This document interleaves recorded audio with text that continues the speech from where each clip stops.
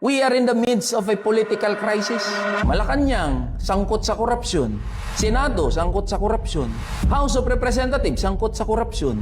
Executive agencies, sangkot sa korupsyon. COA, sangkot sa korupsyon. Sabi natin, imbestigahan. Lahat ng sangkot, sino mag-imbestiga? Sino magpapanagot? Krisis ho ito. Kung hindi nakikinig ang mga tao sa iba't ibang posisyon ng kapangyarihan, sino ang dapat maningil?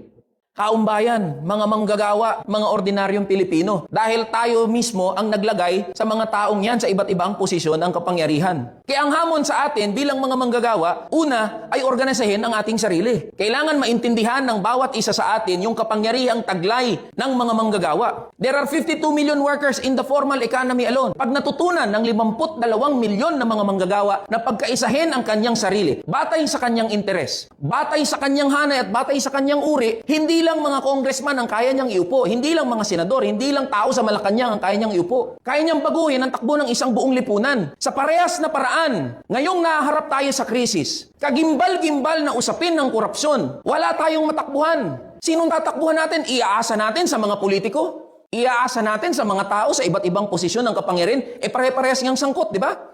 Gagamitin ng mga politiko, oportunista at mga oligarko itong krisis na kinakaharap ng ating bayan ng mga manggagawa at ordinaryong Pilipino para ilagay ang kanilang mga sarili sa pwesto. Hahayaan ba natin yun?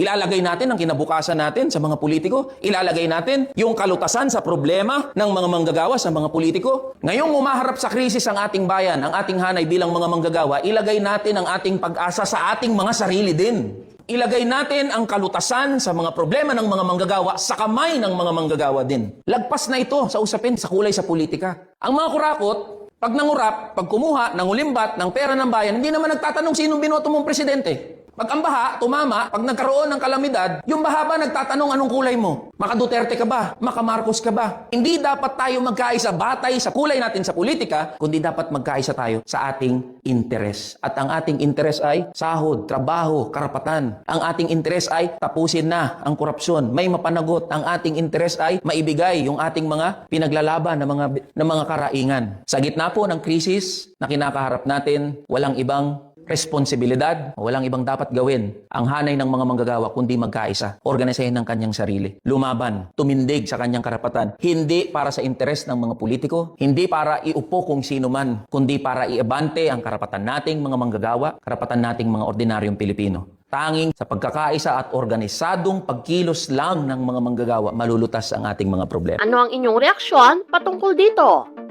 Para sa iba pang mga katanungan o suhestyon, i-comment nyo lamang sa ating comment section.